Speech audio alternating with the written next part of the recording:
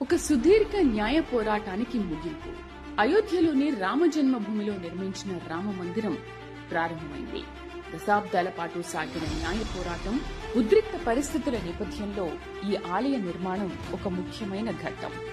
రామజన్మభూమి హిందువులకు ఎంతో పవిత్రమైన ప్రదేశం. 1528లో మొఘల్ చక్రవర్తి బాబర్ ఆదేశాలతో బాబర్ మసీదు నిర్మించబడింది.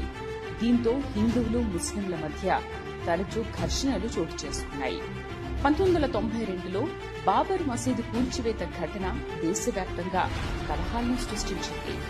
ఆ తర్వాత దశాబ్దాల పాటు సాగిన న్యాయ పోరాటంలో 2019లో సుప్రీంకోర్టు రామజన్మభూమి హిందువులదేనని తీర్పిచ్చింది. దీంతో 2020లో రామ మందిర నిర్మాణం ప్రారంభమైంది. ఈ ఆలయ నిర్మాణం ఒక సుదీర్ఘ న్యాయ పోరాటానికి ముగింపు. ఇది చాలా మంది హిందువుల కలలను నెరవేర్చింది.